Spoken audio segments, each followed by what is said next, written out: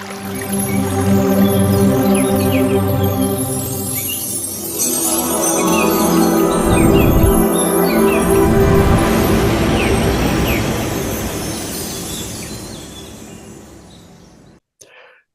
आज का हमारा जो विषय है उसको हमने भावनात्मक बुद्धिमत्ता विषय पर हम बात करेंगे कि बुद्धिमत्ता को हम मूल रूप से आईक्यू तक सीमित रहते हैं। हमारा मानना यह है कि इंटेलिजेंस कोशिएंट यानी बुद्धिमत्ता गुणक जो है वही मूल रूप से महत्वपूर्ण होता है जीवन में। और जिसका जितना आईक्यू, आजकल इसका बड़ा चर्चा होता है कि आईक्यू बड़ा हाई है, जो इंटेलिजेंट होते हैं वो आईक्यू बड़ा हाई होने से वो एग्जाम्स में और उसमें बड़े सफल होते हैं। तो असल में यही हमारा विषय है कि आईक्यू का कितना रोल है, कितना उसका महत्व है। और ईक्यू जो है, इमोशनल कोशेंट जो है, भावनात्मक बुद्धिमत्ता जो है, वो क्या है और उसका कितना महत्व है और कितना हम उसको अपने जीवन में नासमझी के कारण, उसके प्रति कोई ध्यान नहीं देने के कारण अपने जीवन को अस्त व्यस्त होता हुआ देखते रहते हैं। क्योंकि हम ये मानते हैं कि सिर्फ बुद्धिमत्ता से ही जीवन को चलाया जा सकता है, लेकिन भावनात्मक बुद्धिमत्ता जो है, तो किसी भी व्यक्ति की सफलता में 20% ही हिस्सा उसके आईक्यू का होता है, यानी बुद्धिमत्ता का होता है। 80% हिस्सा उसके भावनात्मक बुद्धिमत्ता का होता है, ईक्यू जो है। और जिसका ईक्यू यानी इमोशनल कोशेंट, भावनात्मक बुद्धिमत्ता जिसकी बढ़ी हुई है, तो वो कहीं भी किसी भी परिस्थिति में अपने आप को बहुत अच्छी तरह से सामंजस्य कर लेता है। और अगर हम इसकी तरफ कोई ध्यान नहीं देते, इसके प्रबंधन पर किसी प्रकार का कोई ध्यान नहीं देते, तो फिर हमारे जीवन में बहुत तरह की तनाव जैसी चीजें आती हैं। क्योंकि भावनाएं हमको तनाव देती हैं, हमें नहीं पता होता कि भावना के साथ हमको किस तरह से उसका प्रबंधन किस तरह से करना है, तो वो तनाव होता है और वो मानसिक बीमारी के रूप में कन्वर्ट हो जाता है। सबसे पहले वो तनाव के रूप में आता है। किसी भी भावना को अगर हमने सही तरीके से नहीं लिया, तो वो भावनाएं हमारे अंदर आकर और मानसिक बीमारी फिर अपराध की तरफ प्रेरित करती है। कोई ना कोई अपराध होता है, क्योंकि वो नकारात्मकता पूरी तरह से अंदर आ जाती है। तो नकारात्मक जब भाव हो जाते हैं तो वो किसी न किसी अपराध की तरफ और या फिर नशे की लत की तरफ लेकर जाते हैं। तो इसलिए बच्चों को जो शिक्षा दी जाती है उसमें सिर्फ उनको उनके विषय की शिक्षा दी जाती है, लेकिन उनका भावनात्मक जो शिक्षण है वो नहीं हो पाता है। इसलिए वो नहीं जानते कि उनकी भावनाओं का प्रबंधन वो किस तरह से करें। और क्योंकि माता पिता स्वयं भी भावनात्मक प्रबंधन से अनभिज्ञ हैं, क्योंकि उनका स्वयं का भी भावनात्मक प्रबंधन के विषय में कोई ज्ञान नहीं होता, तो इसलिए वो बच्चे के प्रति भी किसी तरह से वो उसको गाइड नहीं कर पाते। और इसलिए वो अस्त व्यस्त स्थिति जो उनकी स्वयं की है भावनाओं के प्रति, वही धीरे धीरे वो बच्चा भी ग्रहण कर लेता है। तो हम समाज से जो भी परिस्थितियां हमारी हैं, उस समाज से जो कोई भी हमें अनुभव मिलते हैं, जो भावनाएं हमारे अंदर प्रकट होती हैं, उनके ऊपर हम प्रतिक्रिया देते हैं।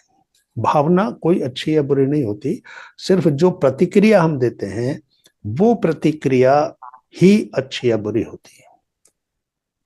तो जैसा हमारे अनुभव हमारे अंदर प्रवेश करते हैं, तो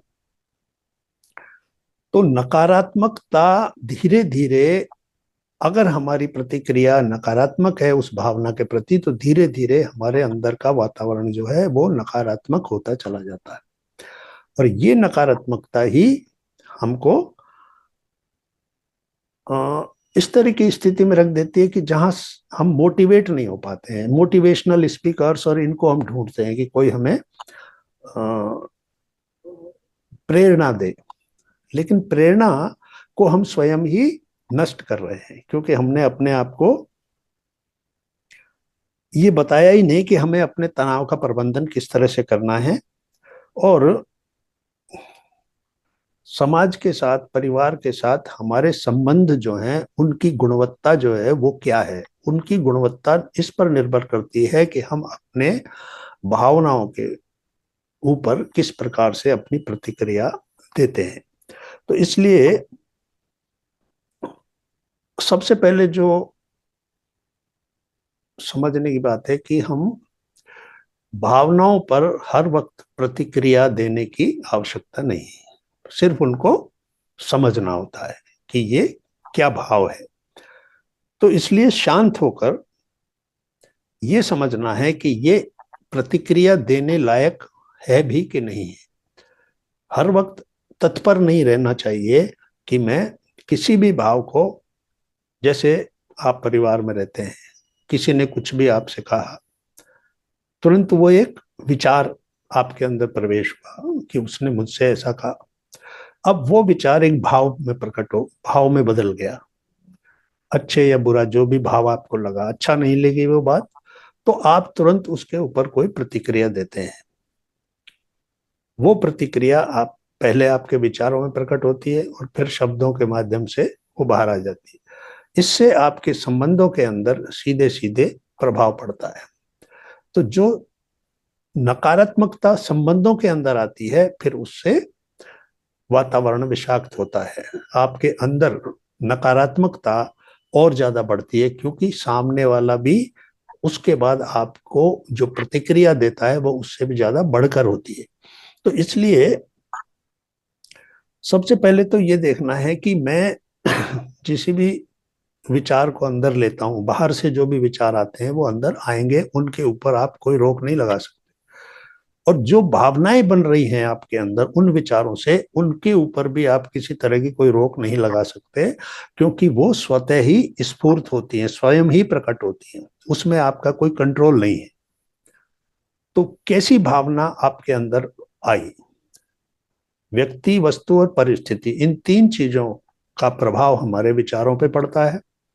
कोई व्यक्ति, हम परिवार से बाहर निकलते हैं, समाज में जाते हैं, कम्युनिटी में जाते हैं, वहाँ दोस्त भी होते हैं, बहुत से ऐसे लोग होते हैं जिनसे हमारा औपचारिक मिलना जुलना होता है, लेकिन उन सब से जो हमारे संबंध हैं वो कितने सकारात्मक है, कितने स्वस्थ संबंध है। इससे हमारे अंदर का स्वास्थ्य, आंतरिक स्वास्थ्य जो होता है, एक होता है फिजिकल बॉडी, उसका स्वास्थ्य, और एक होता है हमारा अंदर जो शरीर है, जो हमारी एनर्जी बॉडी है, हमारा विचार जो है, ये सब जो हमारे अंदर का वातावरण है ये कैसा है, इसके ऊपर तो इन तीन चीजों, व्यक्ति, जो हमारे समाज के, हमारे ऑफिस के लोग हैं, हमारे रिश्ते हैं, रिलेशंस हैं, बहुत तरह के रिलेशंस होते हैं। तो ये हर तरह का रिलेशन हमें कहीं ना कहीं, किसी न किसी रूप में विचारों के माध्यम से प्रभावित करता है, और वो जो विचार हैं वो कहीं ना कहीं हमारी भावनाओं के रूप में हमारे अंदर तैरने लगते हैं। और जब हम उनके ऊपर प्रतिक्रिया देते हैं तो वो प्रतिक्रिया जो है वो हमको उस व्यक्ति के साथ संबंधों के रूप में लौट के आती है। वो किस रूप में आएगी, वो अच्छी या बुरी, तो वो जो प्रतिक्रिया है उसको हमको समझना है कि हमको रिएक्ट करना है या रिस्पॉन्ड करना है। रिएक्ट यानी प्रतिक्रिया, तुरंत प्रतिक्रिया, जैसा बाहर से आया वैसा उसको लौटा दिया। किसी ने कुछ खराब कहा, कुछ बुरा कहा, या असहमति प्रकट की आपके साथ, आपके विचारों के साथ, तो तुरंत आपके अंदर एक नकारात्मक भाव उस व्यक्ति के प्रति आया और आपने उसको तुरंत लौटा दिया, यानी उसी रूप में लौटा दिया। यानी आप भी नकारात्मक हो गए, तो ये नकारात्मकता जो है आपकी ऊर्जा को नष्ट करती है, आपके पूरी जो ऊर्जा शरीर है उसको प्रभावित करती है, और फिर आपके अंदर का वातावरण तनावग्रस्त हो जाता है। तो ये जो तनाव है ये फिर अगर ये बढ़ता है तो ये डिप्रेशन की तरफ ले जाता है। अगर कोई यंग जो बच्चे हैं, युवा हैं, तो वो इन्हीं छोटी छोटी बातों के आधार पर इन्हीं तनाव को लेकर, जैसे परिवार में अगर उनके साथ उनका किसी के साथ सही संबंध नहीं बन रहा, या कहीं बाहर किसी के साथ संबंधों में उन्होंने कोई इस तरह का उनको अनुभव हुआ, तो क्या करते हैं कि वो तनाव में आते हैं, तनाव से फिर अवसाद में आ जाते हैं, तनाव की अगली स्थिति है अवसाद, यानी डिप्रेशन में आ जाते हैं। और डिप्रेशन से फिर कोई ना कोई लत लग जाती है, कोई नशे की लत या इस तरह की, क्योंकि वो उसका सामना करने के लिए उस का सहारा लेते हैं, नशे का या उसका, या फिर डिप्रेशन की स्थिति में वो कुछ भी और काम कर लेते हैं। तो ये सब क्यों हुआ? क्योंकि वो भावनात्मक प्रबंधन जो है वो उन्हें नहीं पता कि भावनाओं को किस प्रकार से इस तरह से प्रबंध उसका किया जाए कि बाहर के लोगों के साथ एक पुल बना के रहा जाए, अच्छा पुल एक बने, और उस पर बहुत अच्छी तरह से आवागमन हो, अच्छे संबंधों के रूप में एक पॉजिटिव सकारात्मक विचार हमारे अंदर चलते रहें। तो रिएक्ट करना मीन्स जैसा आया वैसा लौटाया, और रिस्पॉन्ड करना मीन्स उसके ऊपर विचार करके और ये देखना कि ये किस लायक है, यानी क्या मुझे इसके ऊपर कोई विचार करना है, कोई जवाब देना है, या मुझे अवॉइड करना है, लेट गो करना है, फॉरगिव करना है, फॉरगेट करना है। तो ये सारे जो भाव हैं, इनसे क्या होगा कि हमारा जो भावनात्मक प्रबंधन है उसके प्रति हमारे अंदर दृढ़ता आएगी, जब हमें लगेगा कि कौन सा विचार मेरे प्रतिक्रिया करने लायक है और कौन सा नहीं है।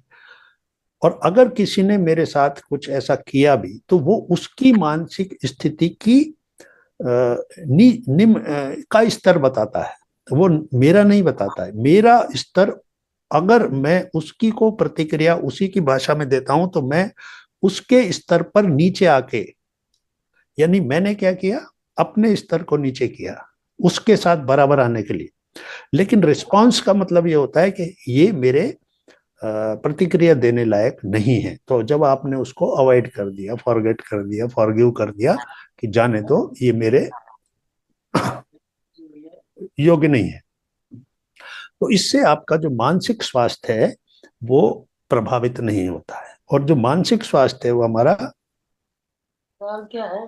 दाल इतनी खाती है। फिर वो सुबह आटा भी गूंद के रखा हुआ है, वो गिरा दूंगा।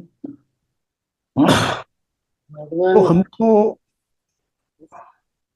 हमको अपनी भावनाओं का एक विटनेस बनना है, उसके साथ हर वक्त बहते नहीं रहना है, साक्षी के भाव से हमको अपनी भावनाओं के ऊपर विचार करना है, कैसे भाव आ रहे हैं, कैसी बात मैंने सुनी और उसके साथ कैसे विचार, कैसे भाव मेरे अंदर आए। तो इसको एक विटनेस की तरह जब लेंगे तो फिर हम उसका साक्षी भाव हो जाएंगे, और फिर उसके ऊपर तुरंत हमको कोई भी प्रतिक्रिया देने की आवश्यकता नहीं रहेगी। तो किसी भी स्थिति में जब आप इस तरह से समझ जाएंगे कि मुझे प्रतिक्रिया नहीं देनी, बल्कि उसके ऊपर अपना नजरिया देखना है कि क्या नजरिया है मेरा, इसके ऊपर मुझे क्या करना चाहिए। तो इस प्रकार से धीरे धीरे आपको जो है ये समझ में आएगा कि भावनाओं से जो दुख मिलता है वो ऐच्छिक है, ऑप्शनल है, यानी मैं चाहता हूं तो वो दुख आता है, और अगर मैं ना चाहूं तो वो दुख नहीं आएगा। क्यों? क्योंकि मैंने उस भावनाओं के प्रबंधन पे ध्यान दिया है।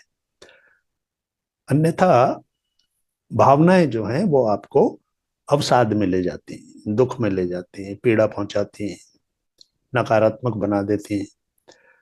नकारात्मक होने के बाद आपका पूरा संबंध वो प्रभावित होते हैं। और बिना संबंध के हम जीवन को नहीं जी सकते। हमारे बहुत तरह के संबंध होते हैं। हमारा हर दिन संबंधों के ऊपर ही टिका हुआ है। दोस्त के साथ संबंध, माता पिता के साथ संबंध, बेटा बेटी के साथ संबंध, अपने ऑफिस के लोगों के साथ संबंध। तो हमारे संबंध ही हमारे जीवन के पूरे आधार होते हैं। और इन संबंधों का जो स्वास्थ्य है वो इस पर निर्भर करता है कि आप कितने प्रभावशाली तरीके से उन संबंधों को नियंत्रित कर रहे हैं, मैनेज कर रहे हैं, प्रबंधन उनका कर रहे हैं यथा योग्य,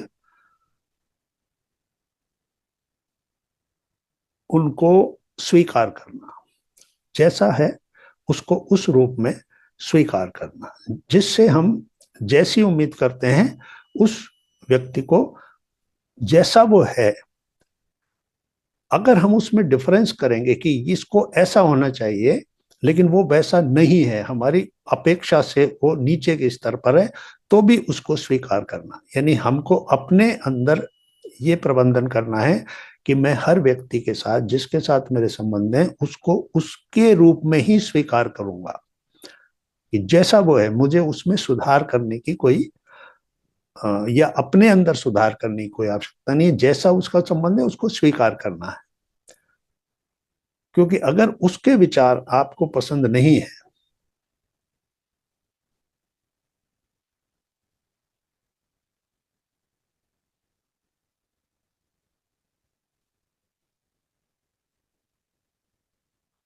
तो इस प्रकार से हमको भावनात्मक स्तर पे संबंधों के ऊपर काम करना चाहिए। तो इसलिए जो हमारा काम है, किस तरह का काम है हमारा है, उस काम के अंदर हम किस पोजीशन में हैं, उस पोजीशन में हमको ये देखना है कि क्या हम एक प्रबंधक के स्तर स्तर पे हैं, मैनेजरियल स्थिति में, तो हमको नीचे के जो भी हमारे साथ काम कर रहे हैं उनके साथ अपना इस प्रकार से संबंध बनाना है कि हम उनको एनकरेज करें, यानी उनको डिस्करेज ना करें। हमारा जो हमारी भावनाएं इस प्रकार से उनके साथ शेयर करें कि वो उनको जो है मोटिवेशन मिले। तो इस प्रकार से मोटिवेशनल तरीके से हम काम करेंगे तो वो दूसरों की भावनाएं और हमारी अपनी भावनाएं भी स्वस्थ तरीके से, सकारात्मक तरीके से हमको परिणाम देंगे। अगर हम नीचे के स्तर पे काम कर रहे हैं, हमसे ऊपर कोई अधिकारी काम कर रहे हैं, तो हम ये सोचें कि वो अगर हमें कोई आदेश देते हैं, हमें बुरा लगता है, तो इसको हम एक अवसर के रूप में देखें कि जो काम मुझसे करवाया जाता है, करवाया जा रहा है, तो वो मुझे एक अवसर मिल रहा है। यानी एक सकारात्मक तरीके से उस भावना को जो आपके अंदर नकारात्मक बन रही है, आपको लग रहा है कि ये मेरे से आदेश दे रहा है और या ज्यादा काम लेने की कोशिश कर रहा है, तो उसको हमको अपने तरीके से लेना है कि उसको सकारात्मक तरीके से लें कि ये एक अवसर के रूप में मेरे पास ये आया है। तो इस प्रकार से हमको अपने भावनाओं के साथ उचित प्रबंधन करना है और आत्म जागरूकता का अभ्यास निरंतर करते रहना है। आत्म जागरूकता के लिए आपको ये देखना है कि आप क्या कर रहे हैं, आपका जो जीवन है, आप जो पूरे दिन में काम कर रहे हैं, वो काम क्या कर रहे हैं, कितना समय आप किस चीज को दे रहे हैं, जो आपका उद्देश्य है, जो कार्य है आपका, उस कार्य में अपनी कुशलता को बढ़ाने के लिए आप सक्रिय हैं या आप ये कोशिश करते हैं कि किसी तरह आज का समय मैं पूरा करूं। तो इस प्रकार से ये जो एटीट्यूड है, ये जो हमारे अंदर जो एक भाव है कि भाई हम कुछ नया सीखने के लिए काम नहीं करते, हम किसी तरीके से उसको पूरा करते हैं काम को जो हमको मिला है, और कुछ नई चीज नई सीखने की प्रवृत्ति हमारे अंदर फिर विकसित हो जाती है, उसी स्थिति पे हम बने रहते हैं। तो हमारा जो विकास है उसके लिए जो मोटिवेशन है वो मोटिवेशन हमारे अंदर से ही आना चाहिए। तो जब हम भावनात्मक प्रबंधन के साथ काम करने लगते हैं, समझने लगते हैं कि हमारी भावनाओं को किस तरीके से एक सकारात्मक रूप देना है, यानी उसको इस तरीके से लेना है। बाहर की चीजों से क्या हुआ, व्यक्तियों से, वस्तुओं से जैसी चीज आपने चाही वैसी नहीं मिली तो आप निराश हो गए, लेकिन उसी के अंदर आपको संतुष्ट संतुष्टि ढूंढनी है और अच्छी तरह से काम करना है ताकि वो वस्तु आपको फिर मिल सके आगे। ये उसको वो अंतिम नहीं है, आपने सोचा था मुझे ये चाहिए लेकिन वैसा नहीं मिला, तो उसमें किसी प्रकार की कोई नेगेटिविटी भाव नहीं आना चाहिए। और इसी तरह परिस्थिति, जिस परिस्थिति के अंदर आप चाहते थे कि मैं हूं वैसी परिस्थिति नहीं मिली, तो आपके जो भाव है उन भावों के अंदर नकारात्मकता नहीं आनी चाहिए। उस नकारात्मकता से क्या होगा कि आपका पूरा जो एफिशिएंसी है, आपकी जो क्षमता है, उस क्षमता से आप काम नहीं कर पाएंगे और खुद के बारे में आपको आपका पोटेंशियल पता नहीं चल पाएगा कि आप क्या कर सकते थे और आपने कितना किया। आप ज्यादा कर सकते थे लेकिन आपने भावनाओं का प्रबंधन नहीं किया, तो आपने क्या किया कि बहुत कम पोटेंशियल से ही काम चला लिया। यानी आप कर सकते थे बहुत ज्यादा, लेकिन क्योंकि आपने उन चीजों पर ज्यादा ऊर्जा खर्च की जिन चीजों को समय देने की आवश्यकता नहीं थी, प्रतिक्रिया देने की आवश्यकता नहीं थी, तो फिर आपने क्या किया कि अपने क्षमताओं को कम कर दिया। प्रेरणा, मोटिवेशन जो आपको मिलना चाहिए था, उस मोटिवेशन को उस नकारात्मकता ने नष्ट कर दिया। तो लक्ष्य जो आपने निर्धारित किया, तो बिना लक्ष्य के जब चलते हैं हम, तो हम कहीं पहुंच नहीं पाते हैं, क्योंकि हम उन भावनाओं के अंदर ही बह जाते हैं। उन भावनाओं के उचित प्रबंधन के अभाव में हम उस बात को नहीं जान पाते। और ज्यादातर जो हम लोगों का जो दिन बीतता है वो ऑटो पायलट मोड पे रहता है, यानी अपने आप सब चीज हो रही है। जैसे मोबाइल देखना, मोबाइल के अंदर जो भी जितनी तरह की चीजें आजकल उपलब्ध हैं उसमें अपना समय लगाना, तो अपना 90% समय जो है हम इस तरह की चीजों में नष्ट कर देते हैं। तो आत्म जागरूकता बहुत आवश्यक है, जो कि अपने आप से मिलना, अपनी क्षमताओं को पहचानना, अपने विचारों को पढ़ना, किस तरह की स्थिति में मैं हूं, तो वो ध्यान के द्वारा संभव हो पाता है। तो इसलिए नियमित रूप से जो ध्यान का अभ्यास करते हैं और ध्यान के अंदर अपने आप को जोड़ते हैं ध्यान से, तो वो अपनी क्षमताओं से परिचित होते हैं।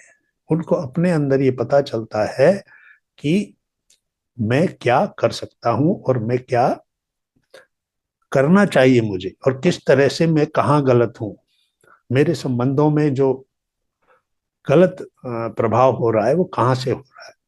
तो अपने आप को समझना, तो वो आत्म साक्षात्कार और आत्म प्रबंधन जो है, अपने आप को जानना ये जरूरी है, वो ध्यान के माध्यम से हो सकता है। और ये ध्यान जो है ये आपके मानसिक स्वास्थ्य के लिए भी बहुत जरूरी है। मानसिक स्वास्थ्य बाहर की परिस्थितियों से जो भी हमारे अंदर प्रभाव आते हैं, उनके साथ जब हम एडजस्ट नहीं हो पाते, उनके साथ जब हम कंप्लेंट्स के मोड में रहते हैं, तो वो हमारे अंदर की नकारात्मकता में परिवर्तित हो जाते हैं। जब जब भी हम किसी वस्तु से प्रसन्न नहीं है, तो इसका मतलब हमारा भावनात्मक प्रबंधन जो है वो उचित नहीं है। बाहर के लोग हमारा प्रबंधन कर रहे हैं, बाहर के लोग हमारी भावनाओं का प्रबंधन कर रहे हैं। आजकल जिस तरीके से फेसबुक और बहुत सी ये आधुनिक जो नेट के माध्यम से चीजें आ रही हैं, वहीं पर भावनाओं को प्रबंध हम नहीं कर पाते हैं। उसमें भी क्या हुआ क्या नहीं हुआ, लाइक्स क्या हुआ, ये वो, किसी ने कुछ कमेंट कर दिया, तो उसी से हम अपने आप को अपने अंदर की जो स्थिति है उसको खराब कर लेते हैं। तो वो अपने आप को ना समझना और दूसरों को के हाथों में अपना मैनेजमेंट, अपना प्रबंधन दूसरों के हाथ में दे देना, और दूसरे जब हमारे ऊपर क्या कमेंट कर रहे हैं, क्या बोल रहे हैं, कैसा उनका विचार है, उससे अपने विचारों को प्रभावित करना। तो ये इसका मतलब है कि हम अपने आप के साथ समय नहीं दे रहे, बाहर के पूरी समाज दुनिया, उसके साथ हम पूरा समय दे रहे हैं, और वो हमको धीरे धीरे अपने नियंत्रण में ले रहे हैं। तो उनके नियंत्रण से छूटने के लिए उन सब चीजों को छोड़कर ध्यान के लिए समय बढ़ाना, क्योंकि इनका आकर्षण इतना बढ़ता जा रहा है कि हम उनके लिए एक उत्पाद की तरह है, प्रोडक्ट की तरह है। ये जितने भी प्लेटफॉर्म्स हैं, ये सारे प्लेटफॉर्म्स हमारा उपयोग कर रहे हैं, और हम उनके पीछे पीछे जा रहे हैं, क्योंकि उन्होंने आ, हमारे विचारों पर नियंत्रण कर लिया है। हमारे विचार उन्हीं के साथ साथ वो हमारे विचारों को बदलने की क्षमता रखते हैं, क्योंकि हमने सरेंडर कर दिया है। तो वो जब तक अपने अंदर खुद को समझे बगैर कि मेरा कितना समय मैं किस चीज को दे रहा हूं और वो मेरे जीवन में कितना उपयोगी है, तो उस चीज की उपयोगिता को समझकर उसकी अपने जीवन में महत्व को समझना, इवेल्युएशन करना, मूल्यांकन करना कि किस चीज का मेरे जीवन में कितना महत्व है। अगर वो महत्वहीन है, अगर उसका कोई फायदा नहीं है, तो उससे दूरी बनाना, और उसके साथ अपनी भावनाओं को मुक्त करना। जो भावनाएं आपकी उसके साथ जुड़ गई हैं और वो अब उनसे बाहर नहीं आ पा रहे हैं, अपनी सारी क्षमताओं को आपने उनके हाथों में दे दिया, तो इसलिए आपने भावनाओं का जो है वो उचित प्रबंधन नहीं किया है। तो अपनी भावनाओं को उचित दिशा देना है, और वो दिशा तभी दी जा सकती है जब हम कोई लक्ष्य आधारित जीवन जीते, क्योंकि दिशा तो तय पहले खुद को करनी होती है। और जब हमारा कोई लक्ष्य आधारित जीवन होता है कि मुझे क्या प्राप्त करना है जीवन में, तो फिर हमारे अंदर भाव भी उसी प्रकार के आते हैं। यानी मोटिवेशन तभी मिलता है जब कोई कारण होता है। तो कारण हम अपने अंदर पहले पैदा करें कि मुझे कोई काम करना है, तो उसके पीछे कारण क्या है कि मुझे ये लक्ष्य प्राप्त करना है। तो वो कारण जब हम देते हैं, तो उस कारण से हम स्वतः ही उत्साहित होते हैं, मोटिवेट होते हैं। और निरुत्साहित और लक्ष्य विहीन जो जीवन होता है, वहां पर फिर ये भावनाएं जो हैं ये प्रभावी हो जाती हैं। इन भावनाओं के ऊपर प्रतिक्रिया देने में ही पूरा समय नष्ट हो जाता है। तो जब हम भावनात्मक बुद्धिमत्ता को समझने लगते हैं कि ये क्या है, मैंने इसका उचित प्रबंधन किया है, तो हम अपने अंदर की ऐसे भावों को भी, जैसे काम, क्रोध, मद, मोह, लोभ, मात्सर्य, ये जिनको नेगेटिव माना जाता है, नकारात्मक भाव माना जाता है, और ये हमारे अंदर नकारात्मकता लाते हैं। लेकिन अगर हम भावनात्मक बुद्धिमत्ता को समझने लगते हैं कि ये क्या चीज है, तो इनका प्रयोग भी हम सकारात्मक रूप में करने लगते हैं। इनको भी हम किसी अच्छे काम में लगा सकते हैं। सकारात्मक लक्ष्यों के लिए इनका उपयोग किया जा सकता है। तो फिर ये शत्रु ना रहकर हमारे मित्र बन जाते हैं, क्योंकि ये सभी भी ऊर्जाएं हैं। तो इन ऊर्जाओं को एक सकारात्मक दिशा निर्देश देना है, और उसके आधार पर अपने आप को प्रेरित रखना है। प्रेरणा हमेशा हमको अपने अंदर से ही लेनी है। बाहर से मिली हुई प्रेरणा, बाहर से मिला हुआ मोटिवेशन टेम्परेरी होता है। कुछ समय के लिए वो आपके विचारों को पकड़ते हैं, लेकिन एक बार जब आपके अंदर से वो प्रेरणा आई, वो उत्साह आया, वो लक्ष्य मिला, तो धीरे धीरे फिर आप उसी के पीछे प्रवाहित होने लगते हैं। फिर रोज रोज आपको किसी मोटिवेशनल बात की जरूरत नहीं रहती। एक ही बार में आप अपनी भावनाओं का प्रबंधन करके उस लक्ष्य के प्रति समर्पित हो जाते हैं। और वो वही जीवन का सबसे बड़ा उद्देश्य होता है कि हम किस तरीके से अपने लक्ष्य तक पहुंचे। और एक दूसरों की भावनाओं को समझना, ये अपनी भावनाओं के साथ उचित प्रबंधन, और दूसरों की भावनाओं को समझकर उसके साथ हम एक अच्छा परिणाम दें। यानी कि उसकी भावना क्या कहती है, उस भावना को समझने की भी बुद्धिमत्ता हमको अपने अंदर विकसित करनी पड़ेगी। तो जितनी भी तरह के संबंध हैं, उनके अंदर हमको समझ के साथ और सहमति और स्वीकार, ये भाव के साथ उस दूसरे के भाव को लेना है, उस पर अपने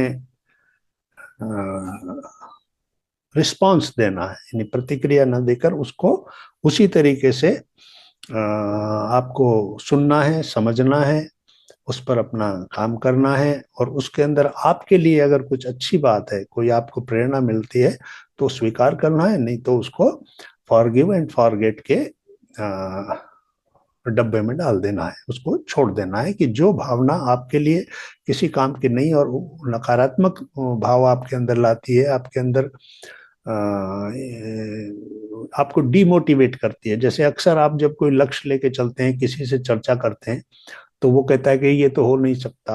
आपको इस तरह के लोग मिलेंगे जो आपको बताएंगे कि ये, तो इस तरह के नकारात्मक भाव आपके अंदर भरे जाते हैं। वहां से आपको वो बातें जब मिलती हैं, प्रतिक्रियाएं मिलती हैं, तो धीरे धीरे आप अपने लक्ष्य से भटक जाते हैं। आपको लगता है कि ये काम तो मैं नहीं कर सकता, ये नहीं हो सकता। आपको बहुत तरह के उदाहरण दिए जाते हैं बाहर के लोगों, क्योंकि उनको आपके लक्ष्य से कोई लेना देना नहीं है। वो आपका अपना निजी लक्ष्य है, वो आपको प्राप्त करना है। लेकिन जब हम समाज से, मित्रों से, बाकी लोगों से ये उम्मीद करते हैं कि वो उस लक्ष्य के प्रति अपने भाव बताएं, अपने विचार बताएं, तो वहां से ज्यादातर आपको नकारात्मकता ही प्राप्त होती है। इसलिए सेल्फ मोटिवेटेड होना है, अपने लक्ष्य को स्वयं ही तय करना है, अपना मोटिवेशन, अपनी प्रेरणा अपने अंदर से ही लेनी है। और जो इस तरीके से अपने भावों को प्रबंधन करते हैं और स्वयं को अपने किसी दूसरे पर निर्भर नहीं करते कि मेरा मुझे आगे बढ़ने के लिए किसी दूसरे की उत्साहवर्धन की आवश्यकता है, या कोई दूसरा मुझसे कहे तो मैं, मेरे भाव जो हैं इस प्रकार के आएंगे कि मुझे प्राप्त करना है। तो वो है भावनाओं का प्रबंधन। यानी कि मेरे को क्या करना है, मेरे विचार मुझको किस तरीके से सकारात्मक भाव मेरे अंदर उत्पन्न करें, और अपने जीवन का जो मेरा लक्ष्य है उसको मैं किस प्रकार से प्राप्त करूं। मैं अपने प्रेरणा खुद बनूं, और मेरे जो भी भाव हैं मेरे अंदर, नकारात्मक भाव, उनको सकारात्मक में इस सभी समुदाय के लिए, समाज के लिए किस तरीके से उनको सकारात्मक तरीके से उपयोग करूं, ताकि उसका जो ऊर्जा है मेरे अंदर, वो ऊर्जा सबके लिए कुछ अच्छे रूप में बाहर जाए।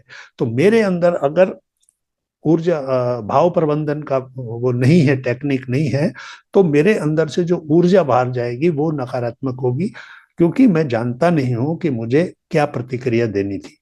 तो वो नकारात्मक ऊर्जा बाहर भी जाके नकारात्मक प्रभाव पैदा करती है, और उससे फिर एक पूरा वातावरण जो है विषाक्त हो जाता है। और वो फिर आपके पास पलट कर जब आती है, तो आप डिप्रेशन में आ जाते हैं। आपको लगता है कि मुझसे गलत हुआ, कहीं आप पश्चाताप करने लगते हैं, रिग्रेट करने लगते हैं। तो ये सारी नकारात्मक विचार है, रिग्रेट करना, पश्चाताप करना, अफसोस करना, दुखी होना।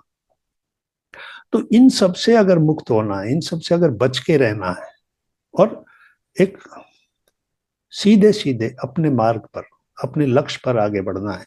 तो इस प्रकार की सभी चीजों को समझकर, अपने आप को समझकर, अपनी क्षमताओं को देखकर, अपने अंदर अगर कोई विशेष भाव ज्यादा मात्रा में होता है, घृणा का भाव किसी के प्रति अगर है, गुस्से का भाव किसी के प्रति है, ईर्ष्या का,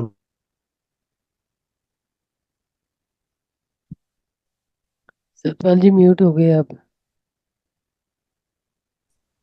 तो ये घृणा, ईर्ष्या, द्वेष, क्रोध, पश्चाताप, दुख, ये जितने भी भाव हमारे अंदर आते हैं, ये सारे भाव हमारी ऊर्जा को नष्ट करने वाले हैं। और जब हमारे अंदर की ऊर्जा नष्ट हो जाती है तो हम मोटिवेटेड नहीं रहते, कोई भी काम करने का उत्साह नहीं रहता, निरुत्साहित हो जाते हैं और ऐसा लगता है कि कुछ भी सही नहीं हो रहा है जीवन में। लेकिन उसका कारण हम खुद ही होते हैं, क्योंकि हम उन भावों को इतनी ऊर्जा दे देते हैं कि वो भाव हमारे अंदर की जो सकारात्मक ऊर्जा है, वो उसको भी वो नष्ट कर देते हैं और धीरे धीरे वो उस रूप में बदल जाते हैं। तो अपना आंतरिक प्रबंधन जो है, आंतरिक भाव प्रबंधन, उसके ऊपर ध्यान देकर हम अपने सभी संबंधों को अच्छा रख सकते हैं। हमारी परिस्थितियों से जो कुछ भी हमें प्राप्त हो रहा है उसके अंदर सहज रह सकते हैं। जिन वस्तुओं से भी हमें कंप्लेंट है उसको स्वीकार कर सकते हैं। इस प्रकार से एक सहज जीवन जीकर और सभी के साथ अच्छा प्रसन्नता से, सहजता से रह सकते हैं और स्वयं को भी और दूसरों को भी संतुष्ट रख सकते हैं। तो ये हमारा विषय था, उस पर हमने कुछ विचार मैंने अपने बताए। अगर आप लोग कुछ बताना चाहते हैं तो आपका स्वागत है, कोई प्रश्न हो तो कर सकते हैं। यस दोस्तों, कोई भी किसी का क्वेश्चन है तो अपने आप को अनम्यूट करें और सवाल पूछें।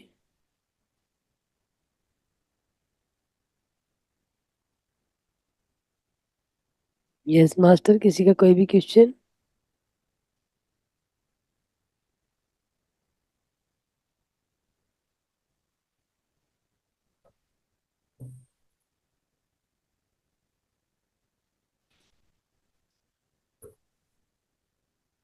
कोई सवाल नहीं है किसी का? नीतू जी बोलिए, अपने आप को अनम्यूट कर लीजिए।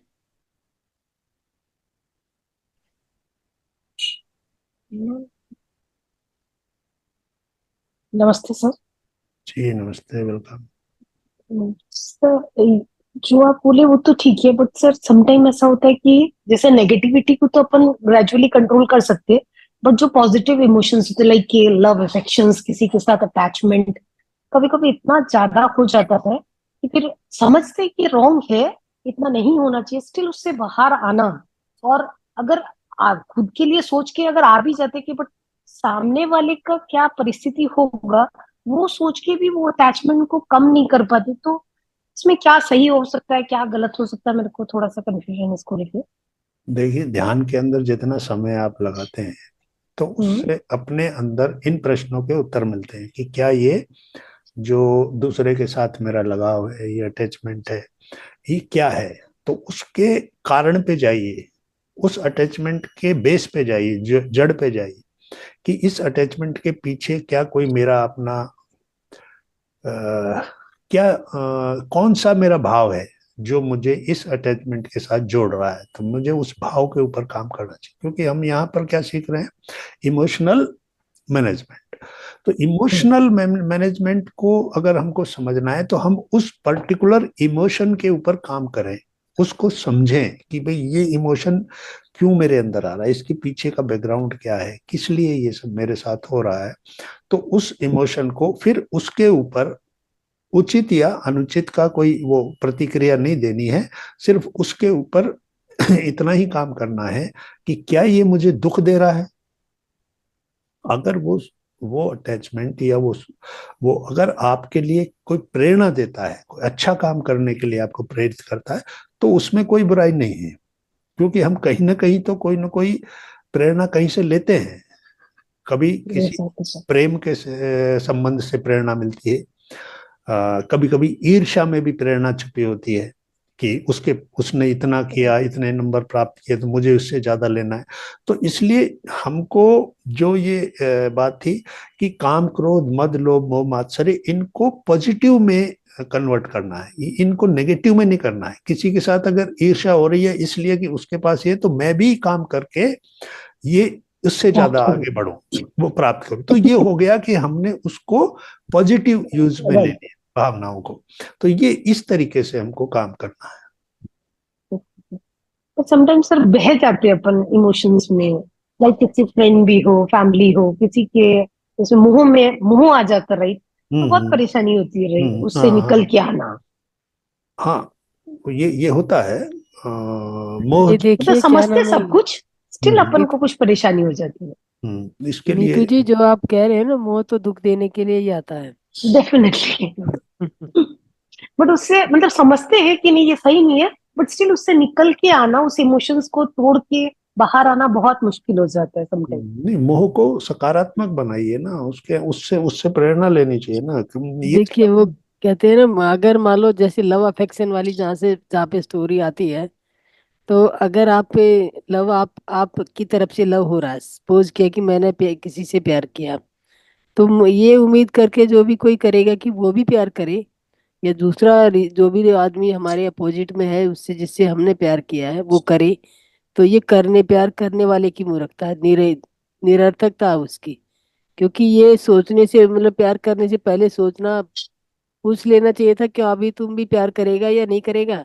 और प्यार जब हो गया तो आप अपने भावों को कंट्रोल में रखिए, वो भी आपको सेम पोजीशन में दे या सेम सिचुएशन में दिखाए, सेम अफेक्शन दिखाए, ये हो नहीं सकता। ये राइट पॉसिबल राइट। ये पॉसिबल नहीं है। नहीं, तो मैं तो आप, मुंह की बात करी तो किसी के साथ भी, जैसे हाँ वो फैमिली किसी भी, मेंबर्स मैं हो भी वही बता तो रही, फैमिली उसमें हो, कोई भी रिश्ता हाँ। हो सकता है मैम। अगर मान राइट लो राइट बहन राइट। बहन भाई का ही लगा लो तुम, बहन बहुत चाहती है भाई को और भाई नहीं उतनी वैल्यू दे रहा है, तो बहन को ये हाँ सोच के ही वैल्यू देनी चाहिए कि ये नहीं सोच के वैल्यू देनी वो देगा ही वैल्यू। एक तरफा ही होता है ये, तुम्हें पे करना है, दैट्स ऑल। वो दे रहा है, तुम्हारे जवाब दे रहा है, नहीं दे रहा, अगर तुम ऐसा कर सकते हो तो इस भाव में आगे बढ़ो, अदरवाइज पहले ही पीछे हट जाओ। पहले हट जाओ, बट ऐसा होता नहीं है ना, मतलब आप उस बहाव में बह जाते हो, देन आप समटाइम जब रियलाइज करते हो तो वहां से निकलना, मैं कह रही थी वो जब क्या तरीका हो सकता है कि क्या अपनाए कि उस उसको कंट्रोल करते हुए अपन निकल जाए, राइट? तो वो उसको मेरा भी प्रश्न अपने था, आप वही को ही एक्चुअली। मैम, वहां पे आपने खुद को ही रोक लगानी होगी, वही वही वही।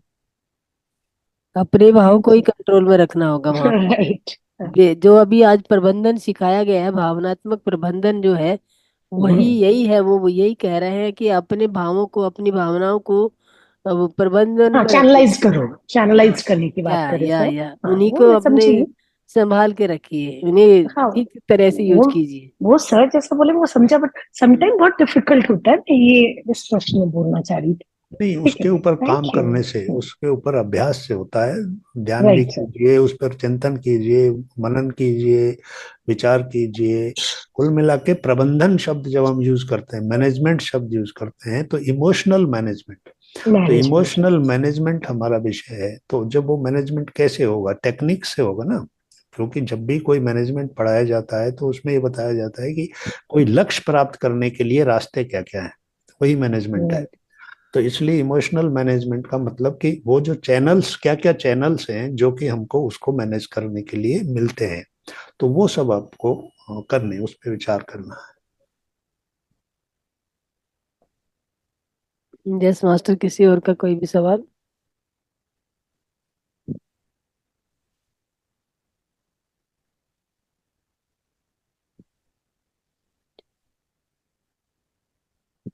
यस कल्पेश जी बोलिए, अनम्यूट कर लीजिए अपने आप को। नमस्ते सर। नमस्ते जी, नमस्ते। सर हमारे जीवन में जब बार बार ये जब क्रोध, घृणा, भावनात्मक, या नकारात्मक ये चीजें बार बार आ रही है, तो इसका मतलब ये भी तो हो सकता है ना सर, तो पिछले जन्मों का हमारा जो कर्म है और इसी पर हमारी गति होनी है। हम्म, मेरे कहने ठीक का है। मतलब ये है, पिछले जन्मों का भी कर्म होना चाहिए ना सर। हम्म, नहीं, ये जो आप कहना चाहते हो, आपका मतलब ये है कि अगर कोई खराब संबंध कहीं से आ रहा है तो वो पिछले जन्म की वजह से आ रहा है, ये है ना आपका यस प्रश्न? यस जी यस, जी। That yes. तो ठीक है, उसमें कोई दिक्कत नहीं है। कारण किस वजह से आया, यानी कि वो बीज कहाँ पड़ा था, वो बीज बहुत पहले का पिछले जन्म के पड़ा हुआ, वो अब पौधा बन गया, वो अब पेड़ बन गया, या इस जन्म में ही कोई बात आपने ऐसी करी कि वो संबंध खराब हो गया।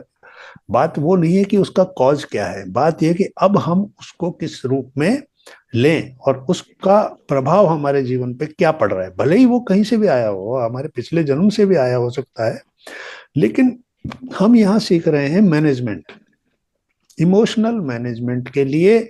जो समस्या आती है, मैनेजमेंट का मतलब होता है कि जो समस्या आई है उस समस्या की जड़ जड़ पे काम करने की बजाय उस समस्या को किस प्रकार से हमारे रास्ते की बाधा न बनने दिया जाए, उसके साथ किस तरह से टैकल किया जाए, उसको कैसे डील किया जाए। तो इसलिए उसको समझना है, तो हमारा भावनात्मक प्रबंधन जो है वो उसको डील करेगा कि ये चीज जो मेरे जीवन में आई है, भले ही मेरे कार्मिक अकाउंट की वजह से आई है। बहुत से संबंध ऐसे होते हैं जो निश्चित रूप से हमारे पिछले जन्मों से आते हैं। आपकी पति पत्नी के संबंध कभी कभी बहुत ज्यादा कटु होते हैं और यहाँ तक कि ऐसे हो जाते हैं कि वो टूटने की कगार पे आ जाते हैं, फिर उससे बहुत ज्यादा हमको मिलते हैं। तो जाहिर बात है कि कोई ना कोई हमारा पिछला अकाउंट है जो सेटल नहीं हुआ है। तो वहां पर हमको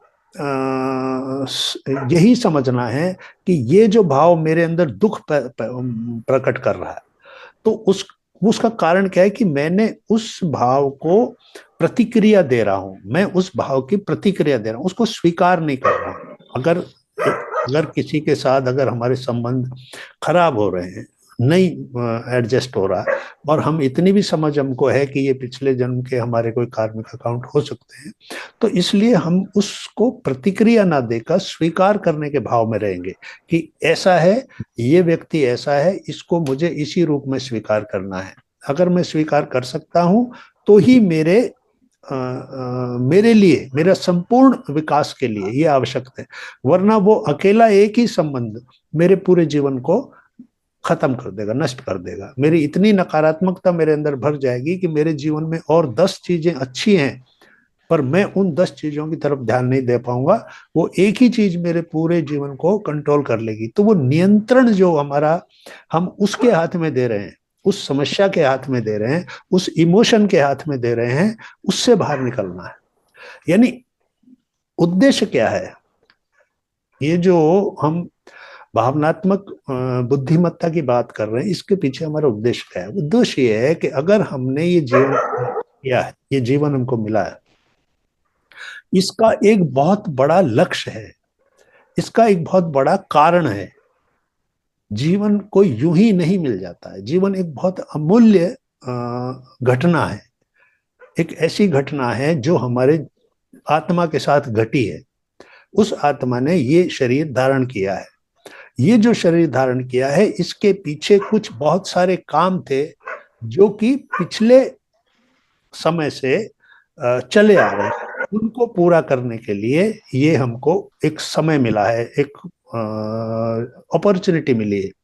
क्या उस अपॉर्चुनिटी को हम सिर्फ एक भाव के लिए, एक दूसरे के साथ हमारी भावनात्मक मिस अंडरस्टैंडिंग के वजह से कि मैं उसको उस रूप में स्वीकार नहीं करता जैसा वो है, तो उसकी वजह से हम अपने लक्ष्य से भटक जाते हैं।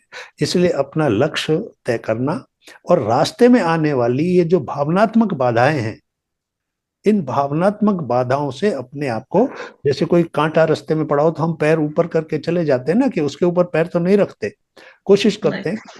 तो इसलिए उसके ऊपर क्यों पैर रखना है, उसको क्रॉस करके आगे बढ़ना है, क्योंकि मेरा लक्ष्य आगे का है, यहां उलझ के रहना नहीं है। इसलिए भावनात्मक बाधाएं हमारे जीवन के लक्ष्य तक पहुंचने में हमें रोके नहीं, रुकावट ना बने, इसलिए वो प्रबंधन आवश्यक है। Okay, thank you sir. Yes Kalpesh ji, are you agree? Okay ma'am, complete. Yes master, किसी और का कोई सवाल? आज अरुणधति मैम कुछ नहीं बोलेंगी।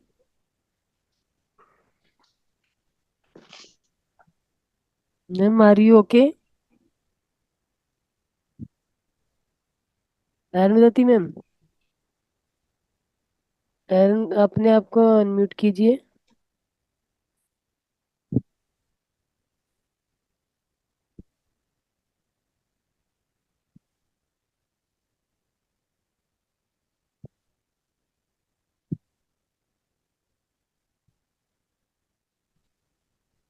अरुण बोलिए मैम। नमस्ते। नमस्ते हाँ नमस्ते। जी, नमस्ते। मेरे को मन नहीं कर रहा। Are you happy? हाँ हाँ ठीक हूँ। ऑल राइट, ऑल सब ठीक है, हाँ गुड है।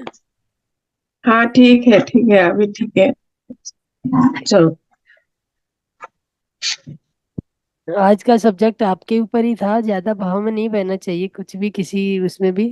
जितना हम अपने हाँ आप को हाँ। भाव में बहा देंगे ना, जैसे इमोशनल उनमें आ जाएंगे, मैनेज नहीं कर पाएंगे, तो हमारे जो चक्रा जो आज सतपाल जी ने ध्यान कराया है, तो हाँ वीक पड़ेंगे तो वो हम पे ही हावी हो जाएंगे। तो उन्हें हाँ। उन्हें हावी ना होने दें, हमें उन पे ही उनको बराबर तरह ठीक तरीके से मैनेज करके चलते रहना है। हम्म, यस दोस्तों, ध्यान किसी अच्छा और है। का कोई सवाल?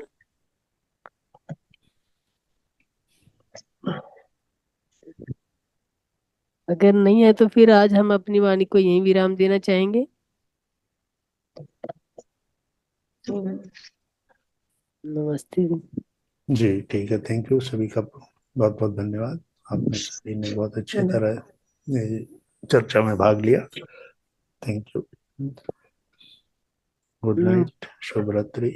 सतपाल जी बहुत बहुत धन्यवाद आपको, इतनी सुंदर ज्ञान और ध्यान दोनों के लिए ही। जी हमें थैंक ये मंच पूरी तरह से आप पे आभारी है, इस बात के लिए कितना सुंदर ध्यान और ज्ञान बांटा है आपने जी जी। सभी वेलकम ध्यानियों को। वेलकम। तो उसके लिए हम तहे दिल से आपका धन्यवाद करते हैं, और इसी भावनाओं के भाव के साथ कि आप हमारे सब बीच में आते रहें, और जी जी इसी प्रकार अपने ज्ञान की वर्षा करते रहें। जी जी, निश्चित रूप तो से थैंक थैंक यू, और सभी को थैंक शुभ यू। रात्रि दोस्तों। शुभ रात्रि शुभ रात्रि।